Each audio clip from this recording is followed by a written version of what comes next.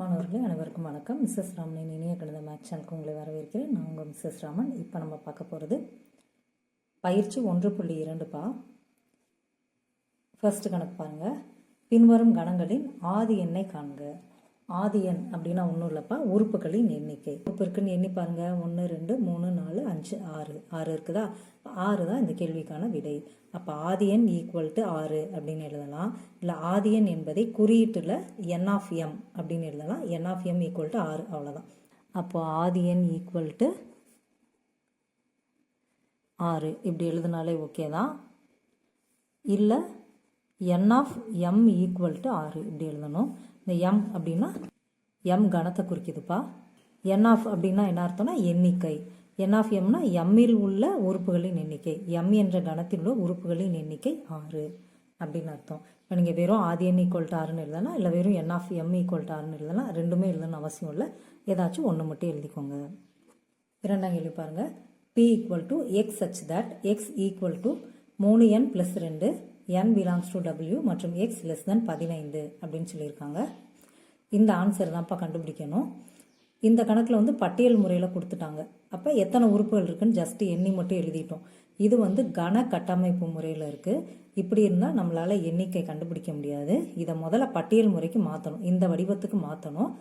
பட்டியல் முறையில் எழுதிட்டு அப்புறமா அதுக்குள்ளே எத்தனை எண்கள் இருக்குது அப்படின்னு சொல்லிட்டு எண்ணி எழுதிடலாம். இதை பட்டியல் முறையில் மாற்றுறதுக்கு இந்த உறுப்பு தான் நமக்கு தேவை. எக்ஸ் ஈக்குவல்ட்டுன்னு சொல்லியிருக்காங்க பார்த்தீங்களா, இந்த 3n + 2 இந்த மதிப்பு தான் நம்ம கண்டுபிடிக்க போகிறோம். இதில் எண்ணுக்கு பதிலாக n பிலாங்ஸ் டு டபிள்யூன்னு சொல்லியிருக்காங்களா. டபிள்யூ அப்படின்னா முழு எண்கள். முழு எண்களின் மதிப்புகளை பிரதியிட்டுக்கிட்டே வரணும். பிரதியிட்டே வந்தோம்னா இந்த எக்ஸின் மதிப்பு என்னவா இருக்கணுமா, 15க்கு குறைவாக இருக்கணுமா. இப்போ பாருங்கள், வாய்க்குறுகலான பக்கம் எக்ஸை நோக்கியிருக்கா. அப்போ எக்ஸ் ஆனது சிறிய எண். எதை விட 15ஐ விட சிறிய எண்கள் கிடைக்கிற வரைக்கும் நம்ம இந்த எண்ணுக்கு பதிலாக முழு எண்களை பிரதியிட்டுக்கிட்டே வரணும்ப்பா. இதான் நம்ம கண்டுபிடிக்க போகிறோம். இதில் 3n + 2 இந்த கணத்துக்கு Pன்னு நமக்கு கேள்வியில் கொடுத்துட்டனால நம்மளும் P ஈக்குவல்ட்டுன்னு எடுத்துக்கலாம். 3n + 2வின் மதிப்பு தான் தேவை. எண்ணுக்கு பதிலாக இங்கே முழு எண்களை பிரதியிடுங்க அப்படின்னு சொல்லியிருந்தோமா. ஏன்னா n belongs to W. W என்பது முழு எண். முழு எண் அப்படின்னா 0, 1, 2, 3 போய்கிட்டே இருக்கும். 0லேருந்து ஆரம்பித்து போய்கிட்டே இருக்கும். அந்த எண் தொகுப்பு தான் நம்ம முழு எண் அப்படின்னு சொல்லுவோம். இப்போ இங்கே 3n அப்படின்னா 3 × nன்னு அர்த்தம். எந்த குறியீடு இல்லைன்னா இன்ட்டு குறி இருக்குன்னு அர்த்தம்ப்பா. இப்போ 3 × nக்கு பதிலாக 0ன்னு போடுங்க, +2. இன்னும் இங்கிட்ட எத்தனை எண்கள் நமக்கு எழுதணும்னு நமக்கு தெரியாது. இதுக்கு என்ன ஆன்சர் வரும்ன்றதையும் நெக்ஸ்ட் லைனில் எழுதிட்டே வந்துடலாம். 3 × 0னா 0வே தான். 0 + 2 2. இப்போ இதற்கான விடை என்னன்னு கிடச்சிருக்கு, 2ன்னு கிடச்சிருக்கா. நமக்கு இங்கே அதை தான் கொடுத்துருக்காங்க. எக்ஸின் மதிப்பானது 15க்கு குறைவாக இருக்கிற வரைக்கும் நம்ம எழுதிட்டே இருக்கணுமா. இப்போ 2 என்பது என்ன, 15க்கு குறைவான எண்ணு தானே. இது மாதிரி நம்ம கண்டுபிடிச்சி எழுதணும். எப்போ நமக்கு 15ஐ விட அதிக எண்ணு வருதோ அதை எழுதக்கூடாது, அதுக்கு முந்தின எண்ணோட நிப்பாட்டிக்கணும்ப்பா. அதுதான் இதுக்கு அர்த்தம். அடுத்து பாருங்க, 3n அப்படின்னா 3 × nன்னு அர்த்தம். எண்ணுக்கு பதிலாக அடுத்த எண் 1ன்னு பிரதியிடுங்க. நெக்ஸ்ட்டு +2 அப்படியே எழுதிக்கோங்க. இங்கே என்ன நம்பர் இருக்கோ அதை தான்ப்பா எழுதுகிறோம். 3 × 1 +2. இது மைனஸ் கிடையாதுப்பா, ப்ளஸ் தான். அப்போ அப்படியே பெருக்கி எழுதிருங்க. 3 × 1னா 3 தான். 3 + 2 5. அடுத்து மறுபடியும் 3 × nக்கு பதிலாக 2ன்னு போடுங்க, +2. இங்கே பாருங்கள், இந்த 3 + 2 எல்லாத்தையும் அப்படியே வச்சுக்கிறோம். எண்ணுக்கு பதிலாக மட்டும் இங்கே உள்ள எண்களை வரிசையாக ஒன்று ஒன்றா போடுங்க. இப்போ அப்படியே பெருக்கி எழுதிருங்க. 3 2 6, 6 × 2 8. அடுத்து 3 × nக்கு பதிலாக அடுத்த எண் 3ன்னு போட்டுக்கலாம், +2. இதே அப்படியே பெருக்கி எழுதிருங்க. 3 × 3னா 9, 9 + 2னா 11. இப்போ 11 என்பதும் 15க்கு குறைவான எண். இன்னும் 15ஐ விட பெரிய எண் வர்ற வரைக்கும் நம்ம செஞ்சுட்டே போகணும். இன்னும் ஒரு நம்பர் கண்டுபிடிக்கலாம், என்ன வருதுன்னு பார்ப்போம். இப்போ 3n அப்படின்னா 3 × nக்கு பதிலாக அடுத்த நம்பர். இப்போ நம்ம ஏற்கனவே 3 பிரதியிட்டோம். இங்கே எக்ஸட்ராக்கு என்ன அர்த்தம், இங்கே 4 5 6ன்னு நமக்கு வந்துட்டே இருக்குன்னு தானே அர்த்தம். இப்போ 3க்கு அடுத்த எண்ணை இங்கே பிரதியிடுங்க, 4 +2. 3 × 4 +2 அப்படியே இந்த நம்பர் எழுதுகிறோம். எண்ணுக்கு பதிலாக மட்டும் 4ன்னு போட்டிருக்கோம். 3 × 4னா 12, 12 + 2 14. இப்போ கண்டிப்பாக அடுத்த நம்பர் 15ஐ தாண்டி தான் போயிடும். நம்ம இங்கே நீங்கள் வேணால் 5 மனசுக்குள்ளே போட்டு செஞ்சு பாருங்களேன். 3 × 5னா 15, 15 + 2 17ன்னு வந்துடுது. ஆனால் நமக்கு 15க்கு குறைவான எண்கள் தான் தேவை. அப்போ இதோட நம்ம கம்ப்ளீட் பண்ணிக்கலாம். அவ்வளோதான். இப்போ இதுக்குள்ளே எத்தனை உறுப்புகள் இருக்கோ அதை எடுத்து எழுதிருங்க. n(p) அதாவது ஆதி எண் ஈக்குவல்ட்டுன்னு எழுதலாம். இந்த மாதிரி எழுதுறதுக்கு நீங்கள் தெரிஞ்சுக்கோங்கப்பா. பியில் உள்ள உறுப்புகளின் எண்ணிக்கை, அதான் n(p)ன்னு அர்த்தம். 1 2 3 4 5 உறுப்பு இருக்குது. எனவே இந்த கணக்கோட ஆதி எண் 5. மூன்றாம் கேள்வி பாருங்க. q = y such that y = 4/3n, n belongs to n மற்றும் 2 less than n less than or equal to 5.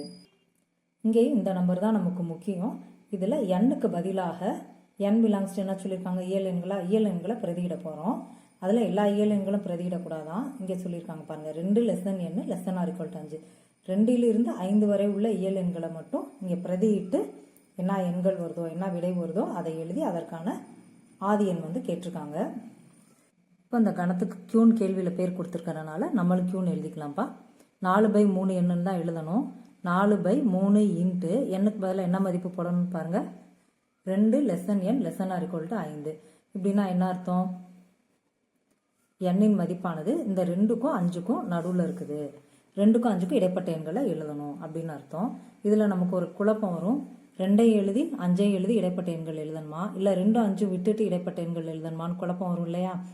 அப்போ பார்க்கணும், இங்கே கோடு இருக்குது பார்த்தீங்களா? அது மாதிரி கோடு இருந்தால் இந்த நம்பரை சேர்த்துக்கணும், இல்லாட்டினா இந்த நம்பரை சேர்த்துக்கக்கூடாது. அப்போ 2ஐ சேர்க்காம 2க்கும் 5க்கும் இடையில உள்ள நம்பர் அப்படின்னு பார்த்தீங்கன்னா என்னென்ன வரும்? 3 வரும், 4 வரும். இங்கே 5 எழுதணுமா? இங்கே பாருங்கள், ஈக்குவல் டு வந்துருச்சு. இந்த கோடு வந்திருக்கு பார்த்தீங்களா? இது equal to, less than or equal to, அது மாதிரி வாசிக்கணும். இதை வெறும் லெஸ் தென் அப்படின்னு சொல்லணும். 2 less than n less than or equal to 5. இந்த ஈக்குவல் டு வந்துச்சுன்னா 5ஐயும் சேர்த்துக்கிடணும். n ஈக்குவல் டு என்ன வருது பாருங்கள், 3 4 5ன்னு வருதா? இதை மட்டுமே பார்த்து ஆதி எண் 3 அப்படின்னு சொல்லிட்டு நம்ம எழுதிடலாம். ஏன்னா இந்த நம்பரை தான் இங்கே நம்ம பிரதியிட போகிறோம். இங்கே எத்தனை நம்பர் இருக்கோ அத்தனை நம்பரை பிரதியிடுவோம், அத்தனை உறுப்புகள் வரும். டேரெக்டாக இங்கே பார்த்தே நம்ம எழுதிடலாம். இருந்தாலும் நமக்கு ஸ்டெப் மார்க் வேணுன்றதுக்காக நம்ம இதை சப்ஸ்டியூட் பண்ணிக்குவோம். 3 இன்ட்டு n-க்கு பதிலாக ஃபஸ்ட்டு 3ன்னு போட்டுக்கோங்க. 4/3 இன்ட்டு நெக்ஸ்ட் n-க்கு பதிலாக 4ன்னு போடுங்க. 4/3 இன்ட்டு n-க்கு பதிலாக 5ன்னு பிரதியிடுங்க. அவ்வளோதான்ப்பா. இதை நீங்கள் பெருக்கி கூட எழுதணும்னு தேவையில்லை. இதில் எத்தனை உறுப்புகள் இருக்கின்றனவோ அதான் நம்ம கேட்டிருக்காங்க. ஆதி எண் தான் கேட்டிருக்காங்க. எத்தனை உறுப்பு இருக்குது? 3 உறுப்பு இருக்கா? அப்போ நீங்கள் ஆதி எண் ஈக்குவல் டு 3ன்னு எழுதலாம், இல்லை n(q) ஈக்குவல் டு 3. நெக்ஸ்ட் 4ஆம் கணக்கு. r equal to x such that x ஆனது முழுக்கள், x belongs to z மற்றும் -5 less than or equal to x less than 5ன்னு கொடுத்துருக்காங்க. இங்கேயும் ஆதி எண்ணை டைரெக்டாக கண்டுபிடிக்க முடியாதுப்பா. இதில் எத்தனை உறுப்புகள் உள்ளன அப்படின்னு சொல்லிட்டு நமக்கு பார்த்தோன்னே தெரியல. அதாவது இது கன கட்டமைப்பு முறையில் இருக்குது. இதை முதல்ல பட்டியல் முறைக்கு மாற்றிட்டு தான் நம்மளால் ஆதி எண் கண்டுபிடிக்க முடியும். இதை முதல்ல பட்டியல் முறைக்கு மாற்றிடலாம். எக்ஸ் ஆனது என்னன்னு சொல்லியிருக்காங்க? முழுக்கள்னு சொல்லியிருக்காங்க. முழுக்கள் அப்படின்னா மைனஸ் நம்பர் ப்ளஸ் நம்பர் 0 எல்லாம் கலந்தது தான் முழுக்கள். மைனஸ் நம்பர் ப்ளஸ் நம்பர் 0 எல்லாம் சேர்ந்தது தான்ப்பா நம்ம முழுக்கள் அப்படின்னு சொல்லுவோம். அதில் என்னென்ன முழுக்கள் மட்டும்தான் நமக்கு இப்போ ஆர்கணத்தில் இருக்குதான்? -5 less than or equal to x less than 5 இவ்வளோ தான் இருக்குதான். இப்போ இந்த உறுப்புகளை மட்டும் எழுதினாலே போதும். இப்போ இதற்கான விடை கண்டுபிடிக்கிறதுக்கு ஒரு எண் கோடு வரைஞ்சிக்கலாம்ப்பா. இல்லை உங்களுக்கு இந்த எண்ணிலேருந்து இந்த நம்பர் வரைக்கும் என்னென்ன வரும் அப்படின்னு தெரியும்னா அப்படியே டேரெக்டாக எழுதிக்கோங்க. இல்லை எண் கோடு வரைஞ்சி பார்த்து எழுதிக்கோங்க. ஒரு எண் கோடு அப்படின்னா நடுவில் 0லேருந்து தான் ஆரம்பிக்கணும். ஒரு இந்த பக்கம் 5 எண், இந்த பக்கம் 5 எண் மட்டும் எழுதிக்கலாம். தேவைப்பட்டால் எக்ஸ்டெண்ட் பண்ணிக்கலாம். நான் ஒரு 5 வரைக்கும் எழுதியிருக்கேன். இந்த பக்கம் ஒரு 5 வரைக்கும் எழுதியிருக்கோம். -5லேருந்து +5 வரைக்கும் எழுதியிருக்கோம். இதான் நம்ம கேட்டிருக்காங்க. -5லேருந்து +5 வரைக்கும் தான் எக்ஸின் மதிப்பு இருக்கா, அந்த எக்ஸின் மதிப்பு தான் நமக்கு தேவை. அப்போ இதிலிருந்து இதுவரை உள்ள எண்கள் தான் நம்ம கேட்டிருக்காங்க. -5லேருந்து +5 வரைக்கும் என்னென்ன எண்கள் இருக்குமோ அதுக்குள்ளே எத்தனை எண்கள் இருக்குது, ஆதி எண் மட்டும் தான் கேட்டிருக்காங்க, எண்ணிக்கை மட்டும் தான் நம்ம கேட்டிருக்காங்க. இப்போ இதுக்குள்ளே என்னென்ன நம்பர் எழுதுறது? -5 எழுதி +5 எழுதி இடைப்பட்ட எண்கள் எழுதணுமா, இல்லை இந்த ஓரத்தில் இருக்க நம்பரை விட்டுட்டு உள்ளே இருக்கிற நம்பர் மட்டும் எழுதணுமா? அதை எப்படி கண்டுபிடிக்கணும்னு பார்த்தோம். இங்கே நோக்கில் இந்த ஈக்குவல்கிட்ட பாருங்கள், இந்த லெஸ் தென் ஆர் ஈக்குவல்ட்டு இருந்தால் இந்த நம்பரை சேர்த்துக்கணும், இல்லாட்டினா சேர்த்துக்கக்கூடாது. இப்போ இங்கே ஈக்குவல்ட்டு இருக்கா, அப்போ -5ஐயும் எழுதிக்கணும். இடைப்பட்ட எண்களை எழுதணும். இடைப்பட்ட எண்கள் என்னென்ன இருக்குது? -4, -3, -2, -1, 0, 1, 2, 3, 4. இந்த 5 எழுதணுமா பாருங்கள். இங்கே ஈக்குவல்ட்டு இல்லை, அப்போ 5 எழுதக்கூடாது. இப்போ இதில் எத்தனை உறுப்புகள் இருக்கோ அதை தான் நீங்கள் ஆதி எண் அப்படின்ட்டு வார்த்தையை எழுதலாம். இல்லைன்னா டைரெக்டாக n(r) அப்படின்னு சொல்லிட்டு குறியீட்டு மூலமாக எழுதிடலாம். n எண்ணிக்கை, r ஆறு என்ற கணம். ஆறு கணத்தில் உள்ள உறுப்புகளின் எண்ணிக்கை 1, 2, 3, 4, 5, 6, 7, 8, 9, 10. எனவே n(r) = 10. அடுத்த கொஸ்டின் பாருங்கள். S = 1882 முதல் 1906 வரை உள்ள அனைத்து நெட்டாண்டுகளின் கணம் அப்படின்னு சொல்லியிருக்காங்கப்பா. நெட்டாண்டுகள் அப்படின்னா லீப் இயர் அப்படின்னு சொல்லுவாங்க இங்கிலீஷில். நீங்கள் ஏற்கனவே தெரிஞ்சிட்டு இருந்திருப்பீங்க. லீப் இயர் அப்படின்னா 4ஆல் வகுப்படக்கூடிய ஆண்டுகள். இப்போ உதாரணத்துக்கு 2000, அது 4ஆல் வகுப்படும். அப்போ 2000 என்பது ஒரு லீப் ஆண்டு. அதுக்கடுத்து அடுத்த 4ஆவது ஆண்டு 2004. அப்படியே 4 நாளாக கூட்டிகிட்டே வந்தோம் அப்படின்னா நமக்கு அடுத்தடுத்த லீப் ஆண்டுகள் கிடைக்கும். இது ஏன் 4 ஆண்டுக்கு ஒரு முறை நம்ம லீப் ஆண்டுன்னு சொல்கிறோம் அப்படின்னா, நமக்கு ஒரு வருஷத்துக்கு 365 நாள் அப்படின்றது நமக்கு தெரியும். ஆனால் அது எக்ஸாக்டாக 365 நாள்ப்பா. 365 நாள் கிடையாது, 365 நாள். இந்த நாளை நம்ம விட்டுட்டு 365 நாளாக 365 என்று இந்த முழு எண்ணை மட்டும் ஒரு ஆண்டுக்கான நாட்களாக நம்ம எடுத்துக்கிறோம். நம்ம இந்த வருஷம் புத்தாண்டு கொண்டாடி இருப்போம். அப்பயும் 365 நாள் தான் வந்திருக்கும். ஆனால் நம்ம 365 நாட்கள் மட்டும் எடுத்துக்கிட்டு நாளை விட்டுருந்துருப்போம். நெக்ஸ்ட் இயரும் அதே மாதிரி 365 நாள் வரும். அப்பயும் ஒரு நாள் விடுவோம். அப்போ 2 வருஷத்தில் நம்ம அரை நாள் விட்ட மாதிரி ஆயிரும். 3ஆவது வருஷம் வரும்போதும் அப்பையும் ஒரு நாளை நம்ம விட்டுட்டு முழு எண்ணை மட்டும்தான் நம்ம எடுத்துக்குவோம். அப்போ 3/4 நாளை விட்டுட்டோம். 4ஆம் ஆண்டு வரும்போது அப்பையும் நாளை நம்ம விட தான் செய்வோம். அப்போ மொத்தம் ஒரு நாள் விட்ட மாதிரி ஆயிரும். 4 ஆண்டுகளில் ஒரு நாள் நம்ம விட்டுருந்துருப்போம். அந்த ஒரு நாளை தான்ப்பா லீப் ஆண்டில் சேர்த்து 366 நாளாக நம்ம எடுத்துக்கிறோம். அதனால் அந்த 4ஆம் ஆண்டில் மட்டும் 366 நாட்கள் இருக்கும். சரிங்களா? இப்போ இதில் எக்ஸ்ட்ரா வர ஒரு நாள் தான் நம்ம பிப்ரவரியில் 28 நாட்கள், குறைவான நாட்கள் கொண்ட மாதம் இல்லையா, அந்த மாதத்தில் 29 அப்படின்னு எடுத்துக்கிட்டு லீப் ஆண்டில் மட்டும் பிப்ரவரிக்கு 29 நாட்கள் இருக்கும். அந்த வருஷத்துல 366 நாட்கள் இருக்கும். இதான்ப்பா லீப் ஆண்டுக்கான ஒரு கணக்கீடு. அப்போ நம்ம ஈஸியாக கண்டுபிடிக்கிறோம்னா எந்த இயர்லாம் 4ஆல் வகுப்படுமோ அதை லீப் ஆண்டுன்னு எடுத்துக்கலாம், அதாவது நெட்டாண்டுன்னு எடுத்துக்கலாம். இப்போ நமக்கு 1882 முதல் 1906 வரை உள்ள நெட்டாண்டுகள் எண்ணிக்கை வேணும் அப்படின்னா இங்கே என்ன பேர் இருக்கோ அதை அப்படியே எடுத்துக்கிறோம்.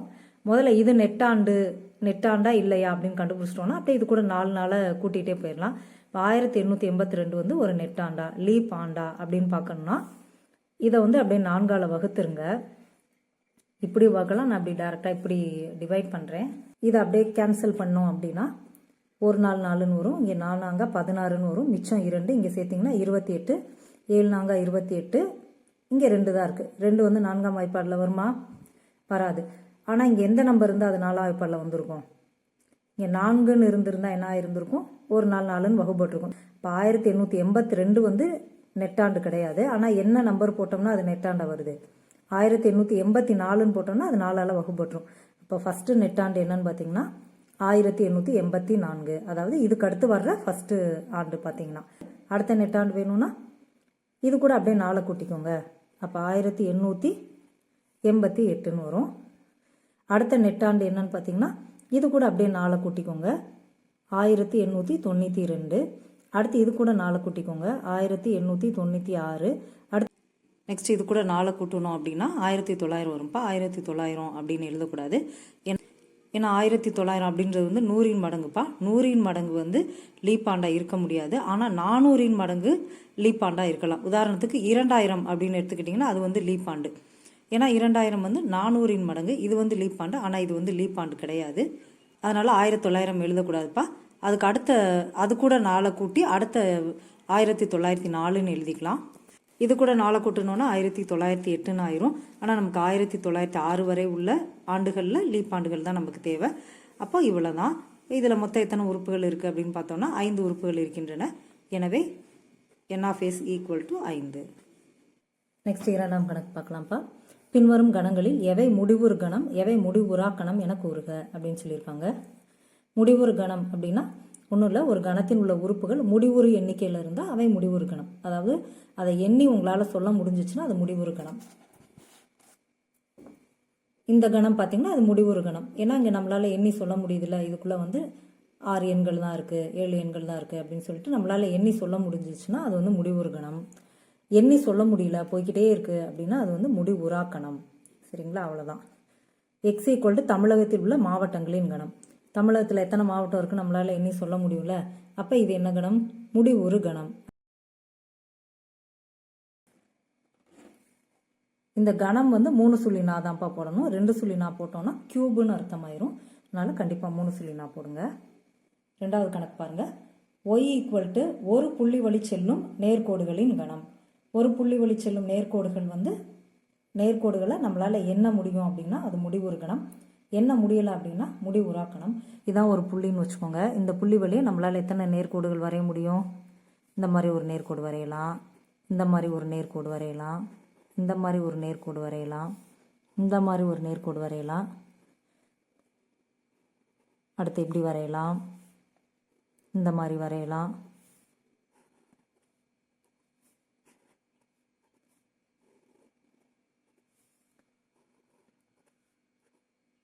இது மாதிரி போய்கிட்டே இருக்கும். எண்ணற்ற கோடுகள் நம்மளால் வரையலாம்.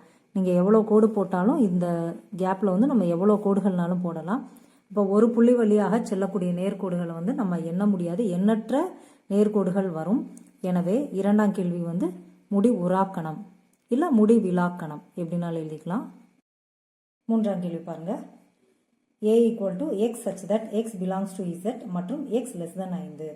எக்ஸ் ஆனது 5ஐ விட சிறிய எண் மற்றும் எக்ஸ் ஆனது ஒரு முழு அப்படின்னு சொல்லியிருக்காங்க. இது ஒருவேளை பட்டியல் முறையில் இருந்துச்சுன்னா ஈஸியாக எண்ண முடியுது, அதனால் இது முடிவுறு கணம். எண்ண முடியல, அதனால் இது முடிவுறா கணம்னு சொல்லிடலாம்ப்பா. இந்த மாதிரி கணக்கட்டமைப்பு முறையிலையோ விவரித்தல் முறையிலையோ இருந்தது அப்படின்னா பட்டியல் முறைக்கு மாற்றிட்டு அது முடிவுறு கணமா முடிவுறா கணமா அப்படின்னு சொல்லிட்டு நம்ம கண்டுபிடிக்கலாம். இப்போ ஏ ஈக்குவல் டு இங்கே பாருங்களேன், எக்ஸ் பிலாங்ஸ் டு இசட்னு சொல்லியிருக்காங்க. இசட் கணம் அப்படின்னா அது எப்படி இருக்கும்? இசட் அப்படின்னா இதில் மைனஸ் எண்கள் இருக்கும், 0 இருக்கும், ப்ளஸ் எண்கள் இருக்கும், இது எல்லாம் இருக்கும். சரிங்களா, இது மாதிரி இருக்கும்.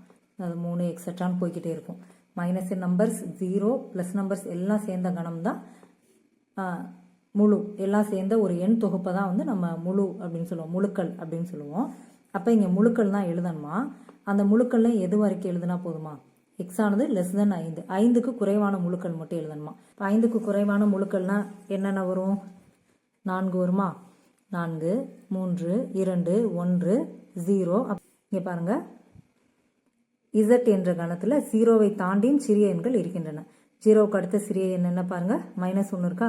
இப்போ நம்ம இங்கே -1ன்னு எழுதணும். அடுத்து -2, -3. அதான் இங்கே இசட்டு போட்டதுக்கான அர்த்தம். இது இசட்டுன்னு கொடுத்தனால இங்கே -1, -2, -3, -4ன்னு போய்கிட்டே இருக்கும், எக்ஸட்ரா.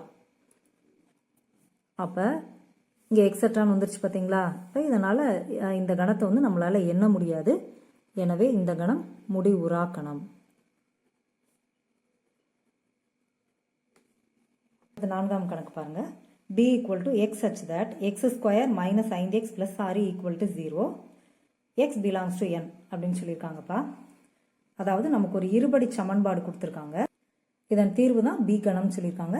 இதுக்கு முடிவுறு எண்ணிக்கையில் தீர்வு இருக்குமா, முடிவுறா எண்ணிக்கையில் தீர்வு இருக்குமா அப்படின்னு மட்டும் நம்ம கண்டுபிடிச்சி எழுதுனா போதும். இது ஒரு இருபடி சமன்பாடுப்பா. அதாவது இந்த சமன்பாட்டின் உயரிய அடுக்கு என்ன இருக்குன்னு பாருங்க, பெரிய அடுக்கு என்ன இருக்குன்னு பாருங்க, 2 தான் இருக்கு. அப்பனா இதன் படி 2ன்னு அர்த்தம். இதன் படி 2 என்பதால் இதுக்கு பேர் இருபடி சமன்பாடுப்பா. இருபடி சமன்பாடுகள் எல்லாத்துக்குமே 2 தீர்வுகள் தான் இருக்கும். சரிங்களா, இதுக்கு நம்ம தீர்வு கண்டுபிடிச்சி எழுத வேண்டிய அவசியம் இல்லை. இருபடி சமன்பாடு அப்படின்னாலே அதுக்கு 2 தீர்வுகள் தான் இருக்கும். எனவே இதை நம்மளால எண்ணி சொல்ல முடியுதுல்ல, இதுக்கு 2 தீர்வு. அது என்ன தீர்வுன்றது நமக்கு தேவையில்லை. முடிவுறு கணமா முடிவுறா கணமா அப்படின்னு மட்டும் கண்டுபிடிச்சா போதும். இது முடிவுறு கணம் தான். இந்த கணத்துக்குள்ள 2 உறுப்புகள் தான் இருக்கும். நம்ம தீர்வு கண்டுபிடிச்சி எழுதணும்னு அவசியம் இல்லைப்பா. இது முடிவுறு கணம் அப்படி மட்டும் எழுதினாலே போதும். அடுத்து 3ஆம் கணக்கு. பின்வருவனவற்றில் எவை சமான கணங்கள் அல்லது சமமற்ற கணங்கள் அல்லது சமகணங்கள் என கூறுக. இப்போ சமான கணங்கள், சமமற்ற கணங்கள், சமகணங்கள் கண்டுபிடிக்கிறதுக்கு நமக்கு 2 கணங்கள் தேவைப்பா. அதனால தான் நீங்கள் பார்த்தீங்கன்னா இங்கே உள்ள எல்லா கேள்வியிலுமே பார்த்தீங்கன்னா 2 கணங்கள் கொடுத்துருப்பாங்க. சரிங்களா?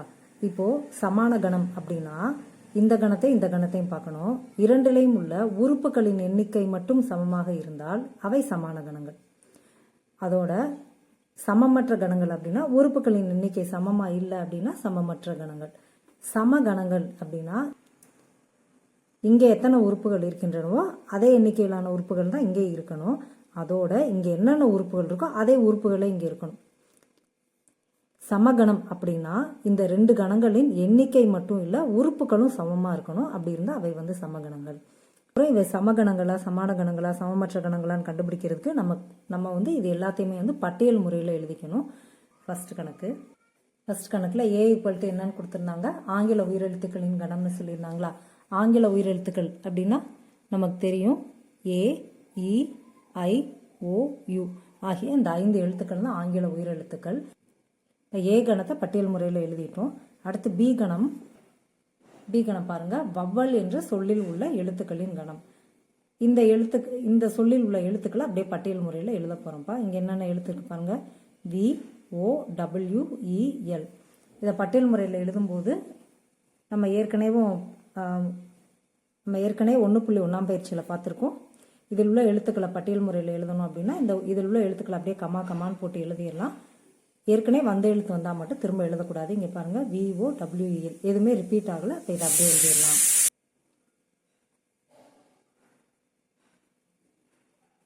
இப்போ பாருங்க, இது 2 உறுப்புகளின் எண்ணிக்கை சமமாக இருக்கான்னு பாருங்க. இங்கே 5 உறுப்புகள் இருக்கின்றன, இங்கே 5 உறுப்புகள் இருக்கின்றன.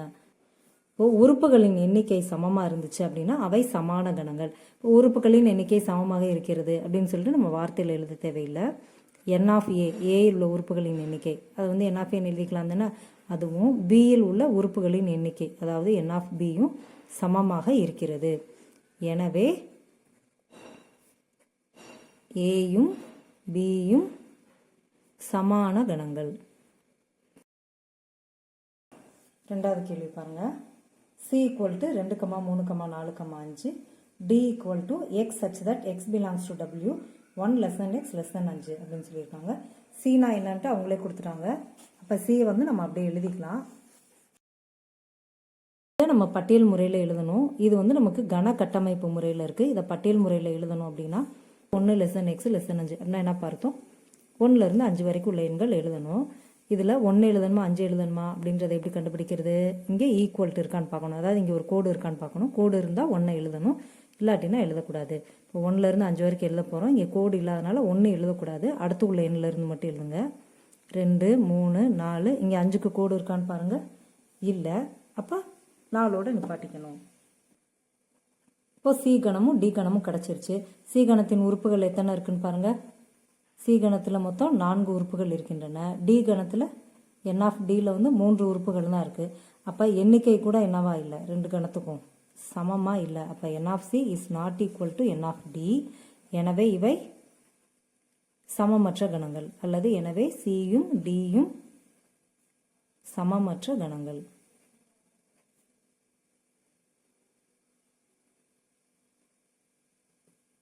x equal to x such that x என்பது லைஃப் என்ற சொல்லில் உள்ள எழுத்துக்களின் கணம்.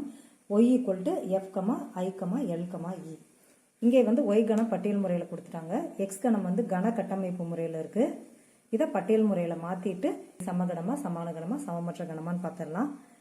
இப்போது லைஃப் என்ற சொல்லில் உள்ள எழுத்துக்களின் கணம் LIFE அப்படின்னு சொல்லிட்டு தனித்தனியாக எடுத்து எழுத போகிறோம்ப்பா. அவ்வளோதான். இதில் ஏற்கனவே வந்த எழுத்து வந்தால் மட்டும் நம்ம திரும்ப எழுத மாட்டோம். இங்கே எந்த எழுத்துமே ரிப்பீட் ஆகலை. அப்போது L, I, F, E. அவ்வளோதான் இதோட பட்டியல் முறை.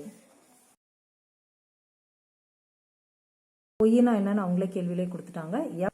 F, I, L, E. எக்ஸில் உள்ள உறுப்புகளின் எண்ணிக்கை ஒய்யில் உள்ள உறுப்புகளின் எண்ணிக்கை சமமாக இருக்குது. ஏன்னா இங்கே 4 உறுப்புகள், இங்கே 4 உறுப்புகள் இருக்குது. அதோட நமக்கு எப்படி வந்துருச்சு, இங்கே உள்ள உறுப்புகள் அனைத்தையும் இங்கே இருக்குது. அதாவது உறுப்புகளே சமமாக இருக்குது. இங்கே எல் இருந்தால் இங்கே எல் இருக்குது, ஐ இருக்குது, இங்கே ஐ இருக்குது, எஃப் இருக்குது, இங்கே எஃப் இருக்குது, இ இருக்குது, இ இருக்குது. இப்போ இங்கே உள்ள உறுப்புகள் அனைத்தும் இங்கே இருக்குது அப்படின்னா இவை சமகணங்கள். உறுப்புகள் இடம் மாறி இருக்கலாம்ப்பா. இங்கே எல்லுன்னா இங்கேயும் ஃபஸ்ட்டு எடுத்தோடனே எல் தான் இருக்கணும், ரெண்டாவது ஐ தான் இருக்கணும், மூணாவது எஃப் தான் இருக்கணும்னு அவசியம் கிடையாது. உறுப்புகள் இடம் மாறி இருக்கலாம். இங்கே உள்ள உறுப்புகள் அனைத்தும் இங்கே வந்துருச்சு அப்படின்னா இவை சமகணங்கள்.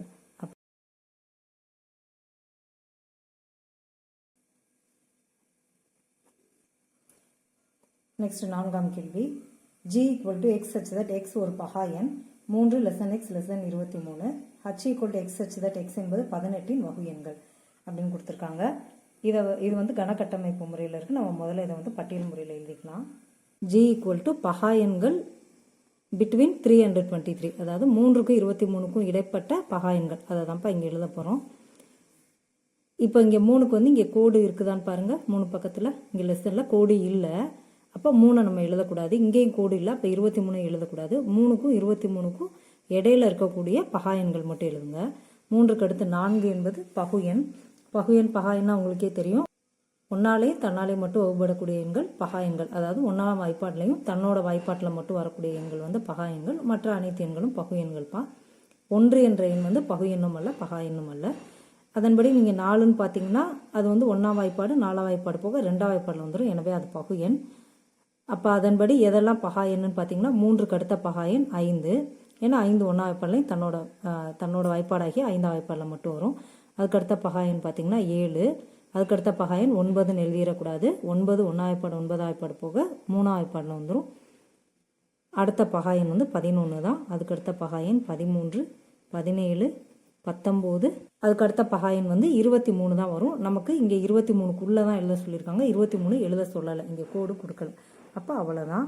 இந்த 6 எண்கள் மட்டும்தான் 3க்கும் 23க்கும் இடைப்பட்ட பகா எண்கள். அடுத்தது h = x such that x என்பது 18 வகு எண்கள் அப்படின்னு சொல்லியிருக்காங்க. 18 வகு எண்கள்லாம் 18 வகுக்கக்கூடிய எண்கள். அதாவது 18 என்னென்னலாம் வாய்ப்பாட்டில் வருதோ அதெல்லாம் எழுதுங்க. 1ஆம் வாய்ப்பாடில் உறுதியாக வரும். ஏன்னா ஒரு 18. அப்புறம் 2ஆம் வாய்ப்பாடில் வருமா? வரும். 9 18. 3ஆம் வாய்ப்பாடில் 3 18ன்னு வரும். 4ஆம் வாய்ப்பாடில் வருமா? வராது. 5ஆம் வாய்ப்பாடு வராது. அதுக்கடுத்து 6ஆம் வாய்ப்பாடில் வரும். 6ஆம் வாய்ப்பாடுக்கு அடுத்து 9ஆம் வாய்ப்பாடில் வரும். அதுக்கடுத்து எந்த வாய்ப்பாடில் வராது. 18ஆம் வாய்ப்பாடில் வரும். 18 1 18. இவ்வளோ எண்கள் தான் 18 வகு எண்கள். இப்போ இந்த 2 கணமும் சமகணமா சமான கணமா சமமற்ற கணங்களா அப்படின்னு சொல்லிட்டு பார்க்கணும். இங்கே பாருங்கள், உறுப்புகளின் எண்ணிக்கை எப்படி இருக்குது பாருங்கள். 2 4 6. இங்கேயும் 6 உறுப்புகள். இப்போ உறுப்புகளின் எண்ணிக்கை சமமாக உள்ளது. எனவே இவை சமான கணங்களா?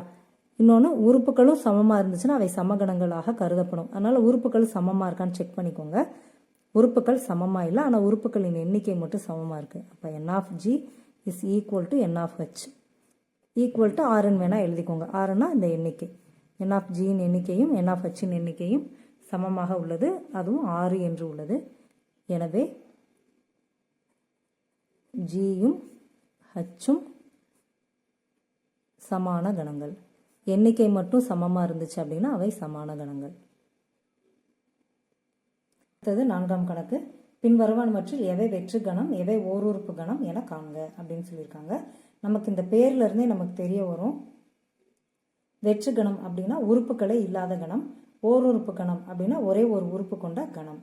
இப்போது நமக்கு கீழே ஒரு 4 சப்டிவிஷன் கொடுத்துருக்காங்க.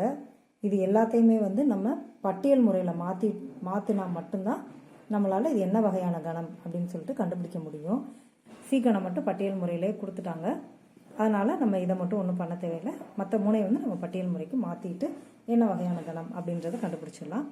ஃபர்ஸ்ட் கொஸ்டின் பாருங்கள். a = x such that x belongs to n 1 x 2. இதுக்கு என்ன அர்த்தம் பாருங்கள். எக்ஸின் மதிப்பு தான் கண்டுபிடிக்கணுமா? அது என்னன்னா என்னன்னா இயல் எண்கள். இயல் எண்களை எழுதணுமா? அது எல்லா இயல் எண்கள் எழுதக்கூடாதான். 1க்கும் 2க்கும் இடைப்பட்ட இயல் எண்கள் எழுதணுமா? 1க்கும் 2க்கும் இடையில என்ன நம்பர் இருக்கும்? 1க்கும் 2க்கும் இடையில எந்த இயல் எண்ணுமே இல்லை. ஏ கணத்தை வந்து நம்ம வெற்று கணம், உறுப்புகள் இல்லாத கணமாக நாம் குறிப்பிட வேண்டும். இந்த மாதிரி நம்ம எழுதணும். இது வெற்று கணம். b = 2ஆல் வகுப்படாத அனைத்து இரட்டைப்படை இயல் எண்களின் கணம். இரண்டால் வகுப்படாத இரட்டைப்படை இயல் எண்கள். எல்லா இரட்டை எண்களும் கண்டிப்பாக இரண்டால் வகுப்பட்டுரும். ஆனால் இவங்க இரண்டால் வகுப்படாத அனைத்து இரட்டைப்படை இயல் எண்கள் அப்படின்னு கேட்டனால இரண்டால் வகுப்படாத இரட்டைப்படை இயல் எண்கள் ஒன்று கூட இல்லை. பி ஈக்குவல் டு நமக்கு வெற்று கணமாக தான் கிடைக்கும். நெக்ஸ்ட் தேர்ட் சப்டிவிஷன் பாருங்க. C equal to singleton 0. இந்த மாதிரி ஓர் உறுப்பு கணமாக இருந்தது அப்படின்னா ஆங்கிலத்தில் வந்து இதை சிங்கிள்டன் செட்டுன்னு சொல்லுவாங்க. நம்ம இதை வாசிக்கும் போது சிங்கிள்டன் 0 அப்படின்னு சொல்லுவோம். சி ஈக்குவல் டு சிங்கிள்டன் 0, அதாவது ஒரு கணத்துக்குள்ளே ஒரே ஒரு உறுப்பு மட்டும் இருக்குது. இது என்ன கணம்? இதை வந்து நம்ம பார்த்ததும் வெற்று கணம்னு எழுதிடக்கூடாது, உள்ள ஒன்றுமே இல்லைன்னு நினச்சக்கூடாது, உள்ள 0 இருக்குது. அப்போ இந்த கணமானது ஒரு உறுப்பை கொண்டுள்ளது. சரிங்களா? அந்த கணத்துக்குள்ளே ஒரே ஒரு உறுப்பு இருக்குது பார்த்தீங்களா, 0ன்ற ஒரு உறுப்பு இருக்குது. அப்போ சி ஈக்குவல் டு என்ன கணம்? ஓர் உறுப்பு கணம். ஒரே ஒரு உறுப்பை மட்டும் கொண்டுள்ள கணம் ஓர் உறுப்பு கணம். சி ஈக்குவல் டு சிங்கிள்டன் 0 என்பது ஓர் உறுப்பு கணம். நெக்ஸ்ட் டி ஈக்குவல் டு 4 பக்கங்களை உடைய முக்கோணங்களின் கணம். 4 பக்கங்கள் கொண்டாலே அது வந்து நாற்கரம் ஆயிரும். முக்கோணம் அப்படின்னா 3 பக்கங்கள் மட்டும்தான் இருக்கணும். எனவே டி ஈக்குவல் டு வெற்று கணம். 4 பக்கங்கள் உடைய முக்கோணங்களின் பெயர்கள் வந்து நம்ம எழுதணும். முக்கோணங்களே தான் இல்லையே, முக்கோணங்கள் தான் 3 பக்கம் தான் இருக்கணும், 4 பக்கம் வச்சு முக்கோணமே கிடையாது. எனவே டி ஈக்குவல் டு வெற்று கணம். 5ஆம் கணக்கு. கொடுக்கப்பட்ட கணச்சோடிகள் வெட்டும் கணங்களா இல்லை வெட்டா கணங்களா? அதாவது வெட்டும் கணம் அப்படின்னா ஒன்றும் இல்லை, இது ரெண்டுத்துக்கு இடையில ஏதாவது பொதுவான உறுப்புகள் இருந்தால் அவை வெட்டும் கணம், இல்லாட்டினா அவை வெட்டும் கணம் இல்லை. பொதுவான உறுப்புகள்னா இங்கே இடம்பெற்றிருக்கக்கூடிய உறுப்பே இங்கே இருந்துச்சு அப்படின்னா அவை வெட்டும் கணம். இப்போ பாருங்கள், இங்கே இருக்கிற ஏதாச்சும் ஒரு உறுப்பு இங்கே இருந்துட்டா கூட அது வெட்டும் கணம் தான். இங்கே எஃப் இருக்குது, இங்கே இருக்குதா? இருக்குது. ஐ இருக்குது, இங்கே இருக்கா? இல்லை. ஏ இருக்குது, இங்கே இருக்கா? இருக்குது. எஸ் இருக்குது, இங்கே இருக்கா? இருக்குது. இங்கே உள்ள 3 உறுப்புகள் இங்கே இருக்குது. அப்போ இது வந்து வெட்டும் கணம், அவ்வளோதான். இப்போ இதனுடைய பொதுவான உறுப்புகளை எடுத்து எழுதுறதுக்கு நம்ம என்ன பண்ண போகிறோம்னா, ஏ வெட்டு பி. இந்த குறியீடு பாருங்கள், யூவை வந்து தலைகீழாக போட்ட மாதிரி எழுதணும். இப்படி எழுதுனா வெட்டு அப்படின்னு அர்த்தம் இந்த குறியீட்டுக்கு. இவை வெட்டும் கணமா வெட்டா கணமான்னு செக் பண்ணுறதுக்கு ஏ வெட்டு பி கண்டுபிடிக்கணும். சரியா? ஏ வெட்டு பி கிடச்சிச்சுன்னா, ஏ வெட்டு பிக்கு ஆன்சர் வந்தால் இவை வெட்டும் கணம். ஆன்சர் எதுவுமே வரல, வெற்று கணமாக வந்துச்சு அப்படின்னா அவை வெட்டா கணங்கள். இப்போ பாருங்கள், ஏ வெட்டு பின்னா ஏக்கும் பிக்கும் உள்ள பொதுவான உறுப்பு, ரெண்டுலேயுமே இடம்பெற்றிருக்கக்கூடிய உறுப்பு. எது இங்கே இருக்குது இங்கே இருக்குது அப்படின்னு பார்க்குறோம். எஃப், ஐ இல்லை, ஏ இருக்குது, எஸ் இருக்குது. இப்போ 3 உறுப்புகள் வந்து நமக்கு கிடச்சிருக்கு. இவை வெட்டும் கணங்கள். ஏயும் பியும் வெட்டும் கணங்கள். இப்போ இந்த கணக்கில் வந்து பட்டியல் முறையில் கொடுத்துருந்தாங்கப்பா, அதனால் டேரெக்டாக விடை கண்டுபிடிச்சிட்டோம். பட்டியல் முறையில் கொடுக்கலன்னா பட்டியல் முறைக்கு மாற்றிட்டு அப்புறமா விடை கண்டுபிடிக்கணும். C equal to x such that x ஒரு பகா எண், x greater than 2. D equal to x such that x ஒரு இரட்டைப்படை பகா எண். இது முதல்ல கணக்கட்டமைப்பு முறையில் இருக்குது, அதை பட்டியல் முறைக்கு மாற்றிக்கலாம். இப்போ C equal to 2ஐ விட பெரிய பகா எண் தானே கேட்டிருந்தாங்க. 2ஐ விட பெரிய பகா எண்கள் என்னென்ன வரும்? 3, 5, 7, 11, 13, அது மாதிரி என்ன ஆகும்? போய்கிட்டே இருக்கும். அடுத்து D equal to x such that x ஒரு இரட்டைப்படை பகா எண். 2 அப்படின்ற ஒரே ஒரு எண் மட்டும்தான் இரட்டைப்படை பகா எண். அதாவது இரட்டை எண்ணாகவும் இருக்கணும், பகா எண்ணாகவும் இருக்கணும். அப்படிப்பட்ட எண் என்ன அப்படின்னு பார்த்தோம்னா 2 என்ற ஒரே ஒரு எண் மட்டும்தான்.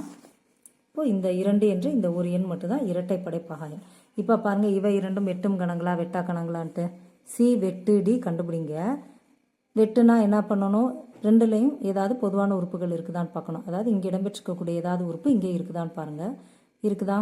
இங்கே 2 மட்டும் தான் இருக்குது, அது இங்கே இல்லை. அப்போ எந்த உறுப்புமே இங்கே உள்ள உறுப்பு இங்கே இடம்பெறலை. அப்போ சி வெட்டு டி என்பது வெற்று கணம் என்று கிடைக்கிறது. எனவே சியும் டியும் வெட்டா கணங்கள். இங்கே வெட்டு கிடைக்கல, வெட்டு கிடைச்சா அவை வெட்டும் கணங்கள், வெட்டு கிடைக்கல அப்படின்னா வெட்டா கணங்கள்.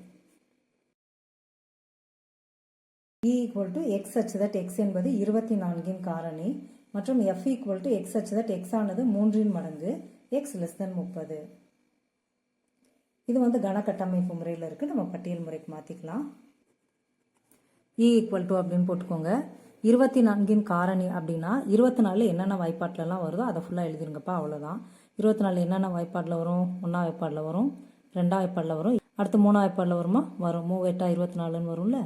4ஆம் வாய்ப்பாடில் அதுவும் வரும், 4 6 24. 5ஆம் வாய்ப்பாடில் வராது, 6ஆம் வாய்ப்பாடில் வரும், 6 4 24. அடுத்தது 8ஆம் வாய்ப்பாட்டில் வரும், நெக்ஸ்ட் 12 வாய்ப்பாடில் வரும். 12 2 24. அடுத்து 24 வாய்ப்பாடில் தான் வரும். 24 1 24. அவ்வளோதான், வேறு எந்த வாய்ப்பாட்டிலையும் வராது. இவை தான் வந்து 24இன் காரணிகள்.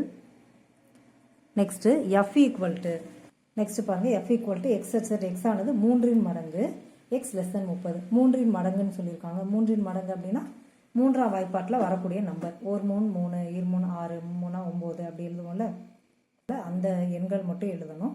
அதை எப்படி எழுதணுமா, 30க்கு குறைவாக உள்ள எண்கள் மட்டும் எழுதணும்ப்பா. எக்ஸ் லெஸ் தென் 30ன்னு சொல்லியிருக்காங்க. 30க்கு குறைவாக உள்ள 3 மடங்குகள் மட்டும் எழுதிக்கலாம். அப்படியே 3ஆம் வாய்ப்பாடில் வரக்கூடிய நம்பர்ஸை எழுதிருங்க. 3 6 9. நான் 3 எத்தனை வரும், 12ன்னு வருமா, 3 15ன்னு வரும். அது மாதிரி எழுதிருங்க. 30க்கு குறைவான எண்கள்னு கேட்டிருந்தாங்கப்பா. அப்போ 30 எழுதக்கூடாது, அதுக்கு முன்னாடி உள்ள நம்பர் வரைக்கும் எழுதிக்கோங்க. இப்போ இவை வெட்டும் கணங்களா வெட்டா கணங்களான்னு பார்க்கணும். பாருங்கள், இப்படி பார்த்தாலும் நமக்கு தெரிஞ்சிடும். இந்த பொதுவான உறுப்புகள் பாருங்கள், 3 இருக்குது, 6 இருக்குது, 12 இருக்குது, 24 இருக்குது. இப்போ இத்தனை உறுப்புகள் பொதுவாக இருக்குது. அப்போ இவை என்ன கணங்கள், வெட்டும் கணங்கள். அதை நம்ம ஸ்டெப்ஸுக்காக செஞ்சு காட்டலாம். இ வெட்டு எஃப் கண்டுபிடிச்சிருங்க. வெட்டுனா என்ன அர்த்தம், இங்கே இருக்கணும் இங்கே இருக்கணும், அந்த உறுப்புகள் மட்டும் எழுதுங்க. இப்போ 3 2 இடத்துல இருக்குது, 6 இருக்குது, 12 இருக்குது, 24 இருக்குது. அப்போ வெட்டு வந்து நமக்கு கிடச்சிருக்கு. எனவே இவை வெட்டும் கணங்கள். எனவே ஈயும் எஃப்பும் வெட்டும் கணங்கள். 6ஆம் கணக்குப்பா. எஸ் ஈக்குவல் டு சதுரம் செவ்வகம் வட்டம் சாய் சதுரம் முக்கோணம் எனில் பின்வரும் எஸ்ஸின் உட்கணங்களின் உறுப்புகளை பட்டியலிடுக அப்படின்னு சொல்லிட்டு கேட்டிருக்காங்க. உட்கணங்கள் அப்படின்னா இதுக்குள்ள உள்ள உறுப்புகளை கொண்ட கணங்கள் தான்ப்பா. இதுக்குள்ள என்ன இருக்கோ அந்த உறுப்புகளை மட்டும் எடுத்து ஒரு கணமாக அமைச்சு எழுதணும். அதான் வந்து உட்கணங்கள். இப்போ 4 சம பக்கங்களை உடைய வடிவங்களின் கணங்கள் அப்படின்னா சதுரம் சாய் சதுரம். அதுக்கு முன்னாடி கணத்துக்கு ஒரு பேர் கொடுத்துருங்க. நம்ம வந்து ஏன் பேர் கொடுத்துக்கலாம். கொடுத்துட்டு சதுரம் சாய் சதுரம்.